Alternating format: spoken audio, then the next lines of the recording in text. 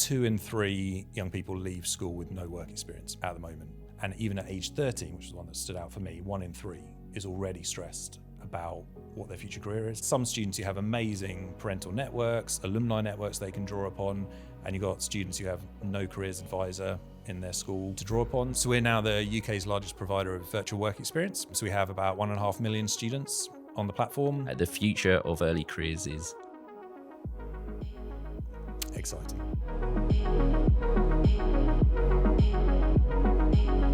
Hello and welcome to the Talent Download podcast. I'm Darren Lancaster. I'm the CEO of Amberjack. I hope you're really going to enjoy today's episode. It's got a really great topic. We're joined today by Hyams, and he's from Springpod. And we're going to really get into young people in the workplace. Amberjack and Springpod have been working on quite a sophisticated report, which we've actually done for the last 3 years. And we want to talk to you about that report.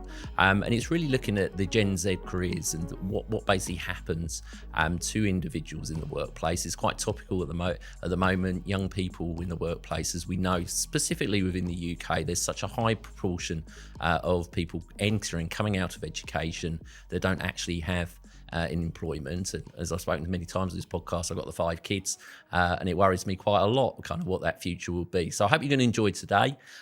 Welcome, Sam. Thank you. I hope you're going to enjoy today's discussion with us. Probably great to just give the audience just a little bit of an intro on yourself. Yeah, absolutely. So I'm Sam Hyams, the CEO at Springpod. So started the organisation 10 years ago now. My sort of background before that, so I studied mechanical engineering at university because I didn't have a clue what I wanted to do with my future. It sort of leads into this. Did various jobs. After that, I'd always wanted to start my own thing. Started a part-time student jobs website, taught myself to code very badly, tried to run that. And then started Springpod really with the view that one of the sort of biggest challenges that I thought I'd experienced that I saw was quite commonplace was careers advice for young people is awful. As a whole, everyone's got their own sort of story about what they maybe were told they should do with their future while they're at school and why that didn't fit them, and wanted to try and find a way to democratise access to opportunity. So how do you enable every young person to have the same opportunities to gain experience with the world's best employers and universities while they're in that secondary school journey? So that was sort of where we started 10 years ago. Yeah, and so for people, what does actually Springpod do? What's its kind of purpose and what's the services that it's performing? Yeah, absolutely. So we're now the UK's largest provider of virtual work experience. So we have about 1.5 million students on the platform. We work with about 150 or so enterprise employers, sort of corporates, household names, sort of Amazon, Airbus, through to Vodafone and in between. And what we do is we build virtual career experiences that are anywhere from 1 hour, short introduction to a career through a day in the life career simulation, all the way through to 40-hour micro internships, which are really deep learning experiences, real world employer challenges. We build everything in-house, obviously in partnership with the employer that we're working with, and then we release that onto our platform for our students to engage with across the UK and now globally as well. And I guess there needs to be quite a big sort of mission ultimately in doing that and actually coming up with that idea to help people around it. And well done you on kind of coming up with that idea. Was the initial stages, was it hard to get engagement from the employers, or were they quite... Do you know what? We actually started more like a careers information platform. So if you're familiar with the Unifrogs, UCAS, those sort of platforms where it's all about reading about a career, reading about an employer. But we quickly found that information or lack of information isn't the issue for young people. It's lack of access to experience. And so we probably had a couple of 100,000 students on the platform when the pandemic hit. And the most popular area of the platform was listing in-person work experience. That dropped off a cliff overnight. And so we're thinking, how can we recreate that in a virtual setting to the highest quality benchmark we possibly can? And thankfully that sort of stuck around as a solution. But I think when you look at the numbers and sort of the driver for this, for us as a team, is 2 in 3 young people leave school with no work experience at the moment.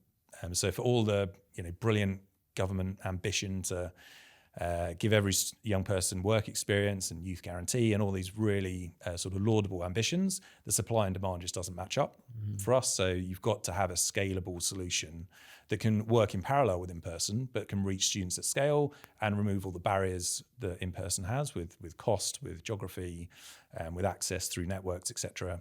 So that's really where we sit. It was interesting you say that in terms of trying to give people experience and work experience for young people. So both my boys, one just come out of university, one's in university at the moment. When we were looking at their degrees, we obviously got the option where you can take a degree, you can do a placement year within that degree.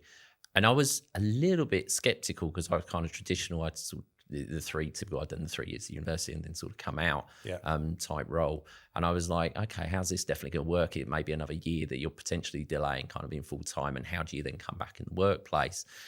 But my experiences have been something completely difficult. Yes, it was, you had to work hard to find that placement and get that. But once you're in that work experience, I've got Isaac's just done a financial accountancy firm. He's just done a placement going back to Loughborough now. Fantastic, done really, really well with them. They've offered him a job for when he comes out. You know, fantastic, straight in. Exactly the same with Joseph. So Joseph did exactly the same placement he did with the NHS. Exactly, they came out and they did it. And I think to myself, that's to a certain extent, it's almost following more like the German kind of scheme in terms of really getting that work experience, not in its entirety, but for getting that work experience, getting in there and that connection with the workplace. That means you don't just come out of university and then kind of just think, what am I going to do? Exactly. Exactly. And there's a sort of supply and demand or scale piece to it. So, if you take Airbus, we worked with them for 5 or 6 years. Before we started working together, they took about 100, 120 students on in-person work experience every year. Brilliant scheme, but restricted to the southwest, to Wales, where their bases are, quite undiverse local populations, etc. And so how could they scale that from 100? We now put over 10,000 young people through the Airbus program every year, all over the UK, all backgrounds. And obviously the virtual, you can't gain all the benefits of in-person. We want students to have both.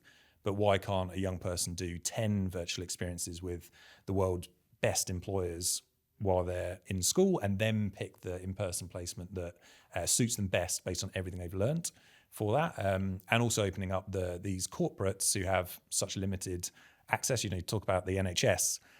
We work with about 60 NHS trusts and sort of ICBs across the UK because there's so many challenges of bringing a young person into a hospital setting that you put that in a virtual setting, you obviously remove a lot of that. So there's different sort of benefits to it as well. I've got to ask, what was the inspiration to start the business? Where did it come from?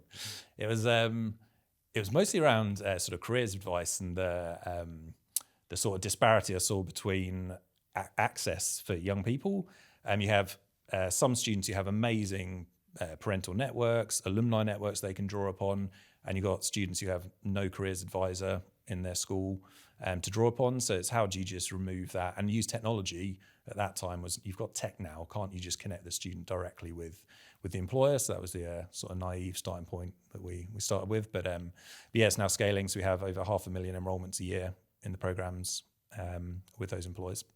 And why do you think, we were talking about the UK having, a specific problem, compared to other countries. I think Germany's down to like 9%, which is not ideal, but, it's better than being up the high teens that we're currently operating at. What's the problem in your eyes? Because you're working at it, you can see it, firsthand. What's the problem with the system?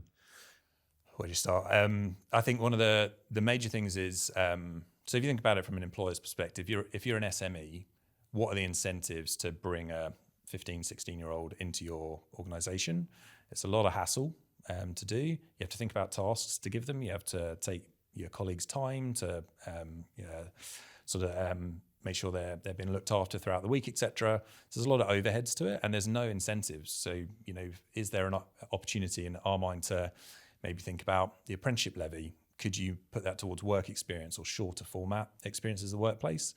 So I think some of it's sort of structural, and there's some really interesting policy changes you can make around it. And then I think some of it's also giving employers more flexibility, where offering work experience doesn't just mean a whole week for one student, one-to-one. So there's a whole range there, with sort of what Springpod does at the fully virtual end of the spectrum, but you could do hybrid, where you do virtual for 4 days, but then have an in-person event where the students come in and present the project they've been working on. You can do mentoring hybrids. So I think it's possibly just giving more off-the-shelf solutions that employers can draw upon much more easily than having to build everything themselves from scratch. And through your experience, you work with thousands of young people kind of coming through and seeing it's all real life. What have you seen? How have you seen it make a difference, I guess, for those people kind of on their decision making, how they kind of approach work or think about where they want to go and what they want to do? Yeah. So we look at everything from sort of student feedback surveys in effect through to the actual destination outcomes. So we track their long-term outcomes, where they end up. But the things we optimize our programs for, there's really two sort of North Stars we're looking at is, has the program increased their awareness and understanding of that career, that industry, that employer? And secondly, has it increased their confidence about finding a job in the future? That's really the one we care more about. Mm-hmm. But on both of them, across all of those enrollments, roughly half of the young people that enroll tell us they don't have good awareness and don't understand the career before they start the program. After that one experience, that goes up to 99%. And then on the confidence side, sort of quite worryingly, 1 in 2 young people tell us they're not confident about finding a job in the future. Yeah. And 91% tell us they're confident or very confident afterwards. So that's sort of what we optimize initially for. And then we track their destinations. So for Amazon, we work with, we have about 30,000 young people go through that program a year. 1 in 3 end up in a tech role or on a tech university course. Out of that, for Siemens, 78% go into an engineering role. So we have those sort of markers that we try and optimize for as well. Yeah, I think you touched on something that's really important, and something that I'm quite passionate about is the way in which the market, and particularly the press, has tried to really sensationalize what's actually happening in the early careers marketplace, and really telling young people there is no kind of career AI is going to wipe out your job. Yeah. You need to think about things differently. Yes, you do need to think about things slightly differently, but the reality is of the job data isn't actually associated to AI is going to wipe out your job. It's the reality is we've been in a really quite challenging economic space at the moment, and that's naturally going to have an effect on all jobs and not just necessarily early careers job. And the real effect based around AI isn't actually coming to transpire. You're basically seeing so you're seeing PwC, EY, Grant Thornton all upping basically their grad intakes, but they're just shaping it differently. They're just thinking the way in which they think about it differently, which is important. Luckily sometimes a couple of my kids, one wants to be Grace, wants to be a dancer. She's down at dance college. She's going to follow that passion. She's probably got the one job that AI can't touch in all reality. Maybe robots can one day, but she can't touch. And Oliver wants to be a pilot. He always wanted to be a pilot. Look, he's only 13, but he's always wanted to do that. And I think he always will. We'll always have that passion. And my reality is there's always going to be a pilot, I think, always in that cockpit. It doesn't matter what technology can do. So there's many young people that don't really know, though, often. Josie Isaac didn't really know what they wanted to do. Yeah. And there's so many young people that come out. Huge amount. Yeah. And back to your sort of media point, I think there's a huge amount the media has to answer for. If you look at the survey, the level of stress amongst the young people surveyed is the thing that really stood out for me. So if you look at, by the time you look at 18, 19-year-olds, 80% are stressed about their future career. Yeah. And even at age 13, which is the one that stood out for me, 1 in 3 is already stressed about what their future career is. I don't know about you, but at age 13, I wasn't thinking about my future career. Still doing my paper round. Yeah, exactly. That's kind of working. But I think that's, it's not just, the AI sort of skills and the job apocalypse and all of these sort of media terms.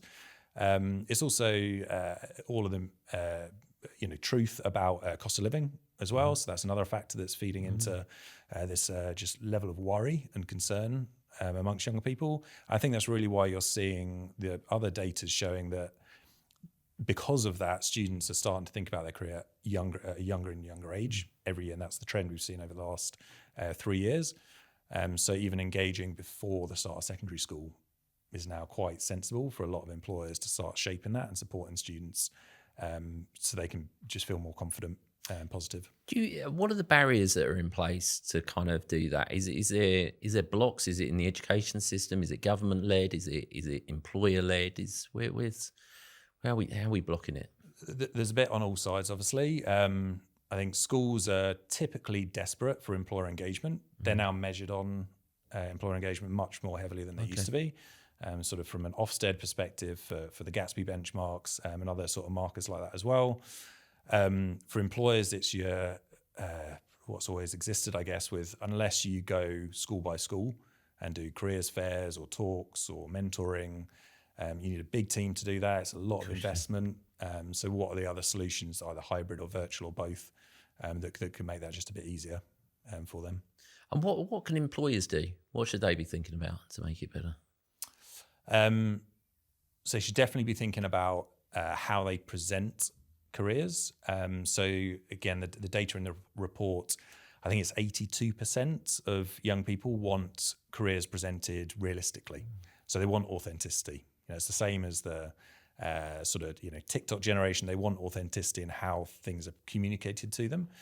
So the sort of marketing polish applied to career roles just isn't as effective as it maybe once was. So I think that's the sort of first suggestion is just it's got to be honest.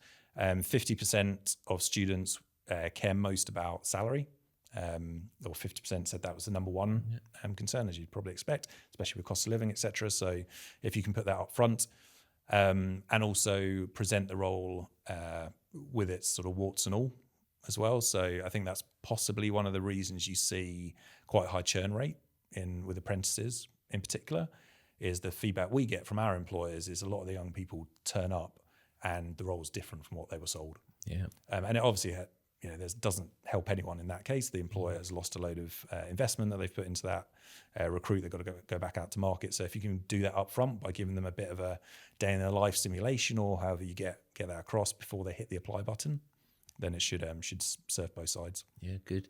Let's get on to the report. So the Gen Z report, we've been working with you for the last 3 years, basically to put it together. I guess the pulse of what it's taking is really looking at young people and the way in which they're feeling what's happening in the world. Why do you feel that's so important to kind of continue doing that and putting that time into it? I think part of it's the trend over time, so just seeing how that's shifting year to year. But part of it's also just the pace of change at the moment. I don't think it's ever been as fast as it possibly is now. So I think keeping on top of that from the young people's perspective, in particular, with all of those media headlines, is the main thing we want to take from this. Like what's really concerning them? Where are the blockers? Is it the AI skills that they're focusing on? Is it cost of living? Is it other aspects? So that's really what we want to look at, is the trend over time and how it's changing. And what surprised you from the report? What stood out? I think it's that level of stress is maybe it's not surprising, which is a bit concerning, but I guess the fact that it's from such a young age, so it's impacting students so much earlier. And I think we have seen trends of employers wanting to and proactively trying to engage at a younger and younger age, but the message is pretty clear. It's got to be from the start of secondary school, if not earlier, to really impact that. And obviously that flows it through into subject choices as well at GCSE or whatever route the young person is taking, and with apprenticeships as well. So 50% roughly in the report said that they didn't have good advice around apprenticeships. So there's a big gap there to make up. Yeah, true. And was there, when you kind of thought about it and the pressures, the career pressures that are basically there for the individuals, was there things that were coming out of the report that basically sort of suggested that around it? I think you talked about it a little bit earlier in terms of the stresses and the strains regarding it. Is that what it was highlighting? Yeah, the cost of living in particular, 67% now concerned about that as their number one. I think that's up from 60%, I think it was in the last report. AI skills, definitely. But I think my personal opinion on AI is we can apply a really positive sort of view to that compared to the media. So if you think about this generation is going to be the most AI literate of any generation, of course. So can you harness that by actually presenting them as much more employable? So they've got the AI native skills in effect, and you can develop those really, hopefully with limited sort of effort. What they're missing is the business context. So can you help them understand, I know how to use, Claude or whatever the tool is, how do I apply that to a CRM? I don't even know what CRM is and how it's used in a business. So what we're trying to do is bring that in. So our micro internships are combining AI training with building an actual artifact. So you can select I want to do the Jaguar Land Rover challenge or the Rolls-Royce challenge, and then apply AI skills to that, and you end up with a vibe-coded tool or a piece of data analysis, something that you can actually show to an employer when you're in that application process. So that's how we're hopefully going to sort of move the needle a little bit on that. And also from an SME's perspective, if you think about an 18-year-old approaching a small company and saying, I've looked at your B2B website, I've rebuilt it with vibe coding. Yeah. Here it is. Do you want to hire me? Yeah. Like, can we try and get to that sort of place? Yeah, that's what you which need is always all possible now. It's just sort of maybe putting it in a bit more positive spin. Yeah, I think it's one of the reasons I've spoken a little bit about it on previous episodes of the podcast, but at Amberjack, we saw this gap around assessment, which was everything was about in assessment or judging an individual was about trying to protect that individual from actually using an AI products to basically influence it. And we were just thinking, but that's just not true. You know, in the workplace, everybody's got a Claude or alternative ChatGPT working alongside them to help them. Even if the company doesn't authorize it, they're using it on their phone. They're doing different ways to kind of get around that. Yeah. And in actual fact, the most important part is to try and understand the capability of the individual to basically use AI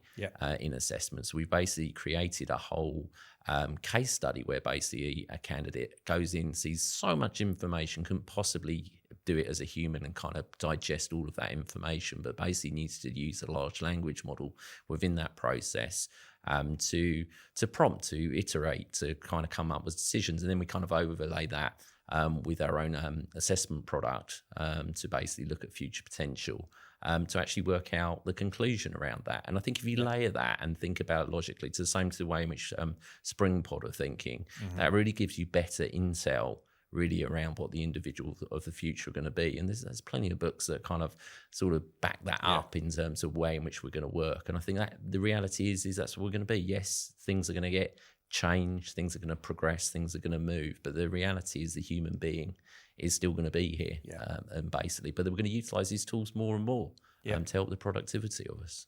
And I guess that tool is focused primarily on the way the individual thinks about the problem. It's not about the AI output that they're able to generate at the end, because that can obviously be gamified to some extent. But the way, as you're suggesting, I guess it's the how they think through the problem, their critical thinking skills. Absolutely. Which is what the employers are sort of desperate to identify, obviously, as well. You talked about cost of living crisis that's happening, really affecting people quite desperately in certain places. Do you think that's changing sort of young people's sort of outlook in terms of what they now want from a career or Yeah, it's definitely even further increasing the focus on sort of the monetary benefits, the salary information going up and up in terms of the ranking of what they care about. I think there's also certain demographics of young people, obviously, that it hits even harder. So if you look at the report, young carers is one of the groups that are even more affected by this from a level of confidence and a focus on cost of living, which you'd obviously, I guess, expect. But if you think about that group, one of the barriers frequently is asking that sort of young person with that background to go and dedicate a full week to an in-person placement and travel, and when they've got caring responsibilities, is a huge ask. So if you can apply some sort of model that is more flexible, so they can do it asynchronously, so that's why we have just under 7% of our students self-identify as young carers, which is about 5 times the national average. Wow, that's huge. Yeah. So if you give them something where they can just dip in for an hour and keep progressing towards that sort of experience, that's it's got a lot of different sort of use cases for different types of students as well.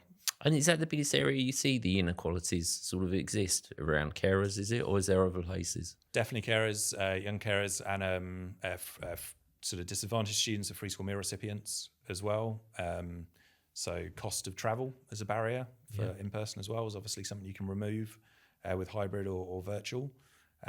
So those are probably the two biggest ones. And then obviously geography. If you're a student in a rural location, your chances of getting a placement at one of the big four in one of the big cities is how do you open that access up so it doesn't matter where you live as well.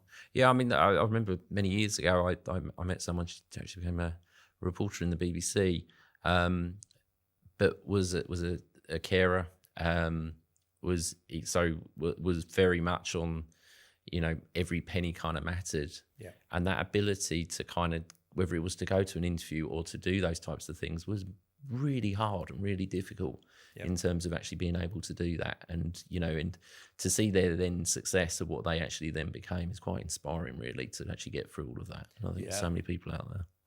And I think that confidence piece is another bit. So it takes quite a lot of confidence to put yourself forwards for an in-person experience if you don't think you're going to fit in or you're worried about that.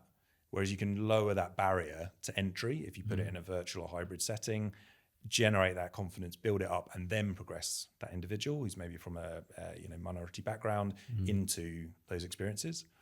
So that's sort of one of the other things we really try and focus on as well. So how do, in your view, how do young people who don't have a traditional network of professionals, I'm to a certain extent, my children are a little bit lucky because I've worked in recruitment pretty much in one way or another, or staffing or talent, all my life, and I should effectively have quite a strong network. But not everyone's got that, and not everyone's got those parents that are connected. So what should they be thinking about? What should they be doing, do you think? I think obviously there's the school as a resource. So one of the positives I think out of the report was 90% of young people say they do have careers advice at school. But the majority is once a year or once a term was sort of the frequency. And then the route to advice was roughly 50%. So they asked their parents or guardians, and it was about 50%. 50% asked their teachers, so sort of multi-select, and 50% was their career advisor as well, which I guess is a little bit low. Yeah. You think about that on its own. So I think those there's loads of online resources, obviously including sort of Springpod, but there's loads of others as well. Network on LinkedIn as well, I think, is one of the other pieces of advice that we always give, and we always help students create their LinkedIn account as part of their Springpod experience. They can start building that network, connecting with the employers. So I think that's probably the biggest thing. And then also just from a stress and concern level, if you've got 80% of young people feeling stressed about that at age 18, like, you're not alone. Everyone is feeling that way. So that's probably the last bit. You talked about technology improving kind of the outcomes for people. We talked about, that mobility problem of people being able to get to places and do things at one time, Teams and whatever. Other systems can kind of help within that process. Is there any other technologies that are kind of helping you? Is the way in which you're creating programs for? Yeah, we are definitely starting to integrate more AI into the way that we develop content, so we can do it more at scale. And we're always going to have that sort of manual start to the process, but there's obviously really cool stuff we can do with gamification and bringing workplaces to life more easily as well. We've got an AI-powered interview coach as well. Right. So a young person could simulate an interview for a specific role at a specific employer, and it's not an assessment tool. It's designed to be a safe space they can practice their answers. And the unique thing for us is it's plugged into their Springpod profile, so it knows which experiences you've done, so it can give you coaching on, that was a great answer for how you demonstrated your communication skills, but you might want to talk about this activity you did in this program in this way. So that's sort of one of the ways that we think tech can really support, and also remove the sort of differences in terms of access. For some students at some schools will have loads of access to interview preparation. A lot of students will have none.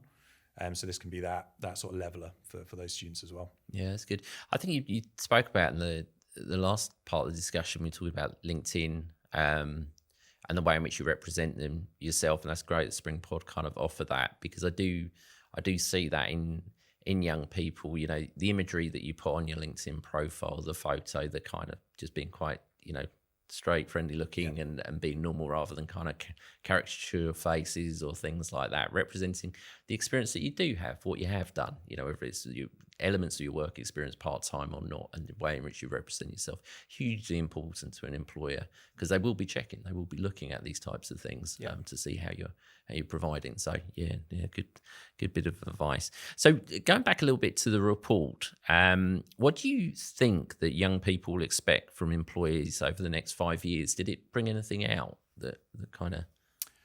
Definitely that authenticity, but we sort of talked about that already. I think another thing might be sort of the impact of AI on the roles. So if imagine you're a 13-year-old now and you're trying to figure out which career is sort of AI safe at the moment, where do you start? I'd say dancing. I'd say Grace has got it right, but who knows? Who knows whether I could be right? But so anything you can provide around that is obviously one of their major worries. So if you can sort of help so them get confident around that area, that's definitely a newer area to focus on, I think, as well. And then I think access is the last bit. It shouldn't be that difficult now with technology to give students more than we have been able to in the past in terms of access to your organisation, whatever size you are. So I think that's whether that's mentoring using technology, whether it's workshops, whether it's a project-based learning, whether it's work experience, and there's a huge range that doesn't need a heavy lift necessarily to sort of stand it up. So I think that's probably advice to the employers. I think it's a topic probably for another podcast at some point, but the one of the aspects is also what the employer then does with the talent that they then take on from an AI perspective, and the training and the development, the learning and coaching that they kind of give the individuals. I know I've seen organisations elsewhere doing things around it, but I do think it's a big area basically for organisations to grasp. We're talking about the way in which you're introducing it to try and help individuals, shape some of the products and offerings that you give. I'm talking about it from an Amberjack perspective of trying to look at the individual and shape the skills. Yeah. But and then you get in the organisation. It's kind of then that next piece, isn't there? That kind of comes on. And there's different levels there, aren't there? There's the sort of general transferable skills that employers are desperate to nurture in young people. So that's problem solving, critical thinking, teamwork, communication, etc. All of those that will never change. Some of them will become more important than others. You've then got sort of the AI fluency that you were talking about with sort of from an Amberjack perspective. How do you nurture and assess those? And then you get down into the specifics with AI tooling.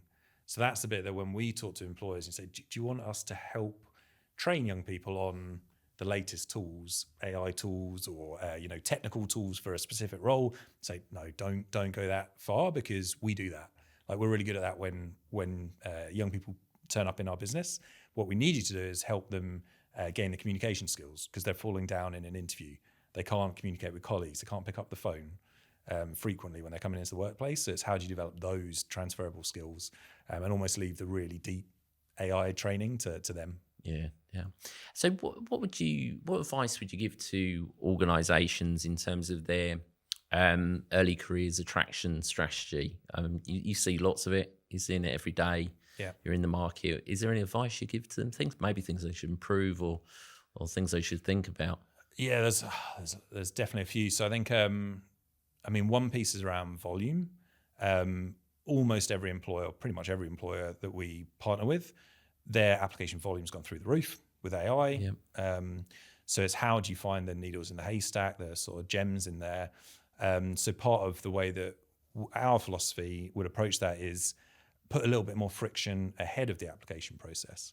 So if you, instead of a student being able to just click the apply button and apply to 100 companies using AI, if they had to do an hour experience as a day in the life in that role before they could click apply, how much higher would that intent, that understanding be? Absolutely. So that's sort of I guess, a fairly simple use case for it.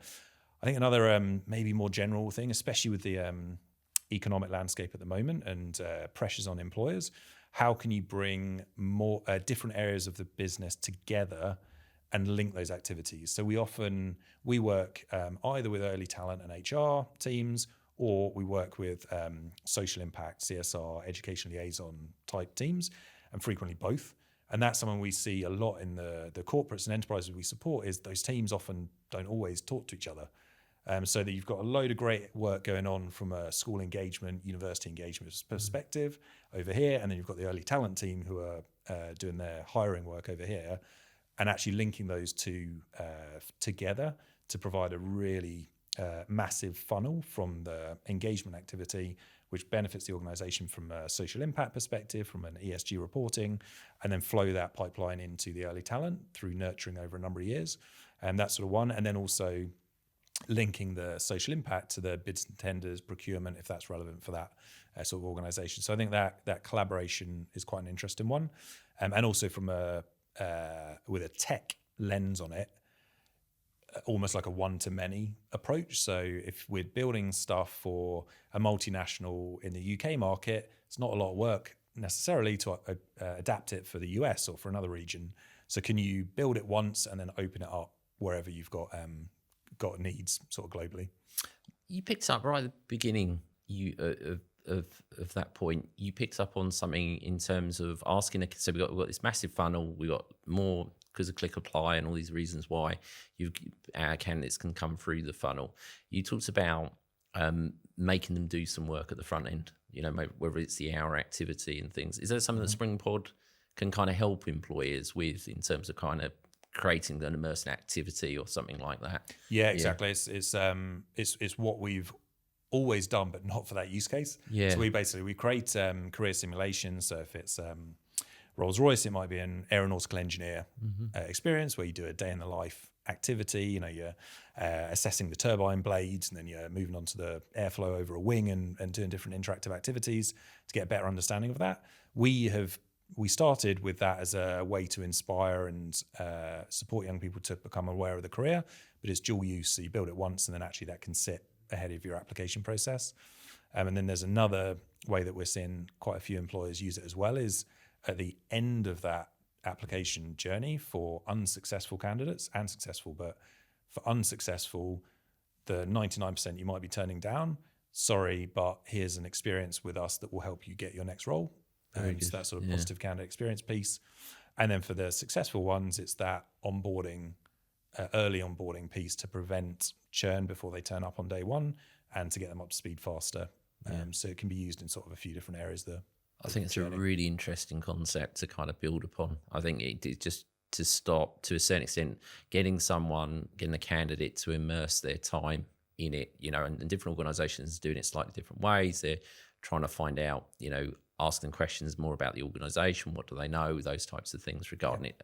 To an effect, that can be done by a large language model relatively quickly, but allowing that research, but to actually have an activity where you actually got to commit your time before you get through the application, I think there's something to build upon in doing that. So it's really... And there's possibly another area, sort of the supply chain piece. So a lot of the big enterprises that we work with, typically, they don't struggle for applications. If anything, they're inundated, but their supply chain does in a lot of cases. So if you could almost redirect those unsuccessful candidates to their supply chain at scale with a certificate from the enterprise that they've done this activity, they've shown intent, etc. That's a way to sort of spread the talent, hopefully, into their supply chain as well. Yeah, great.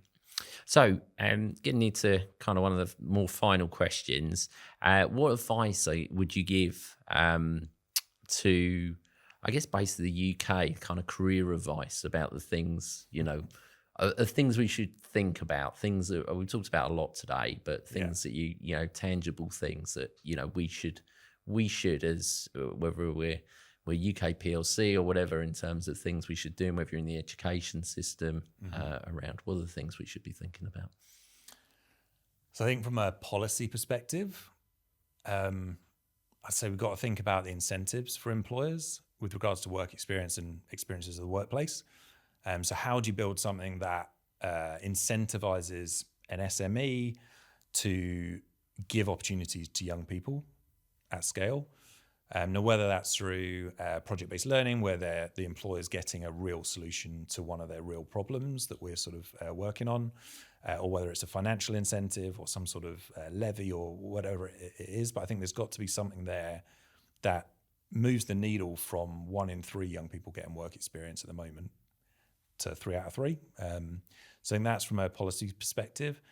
I think the other bit that's missing, and we've worked with the likes of the Careers and Enterprise Company and do fantastic work, but is there an opportunity for government or an organisation to build some sort of efficacy framework.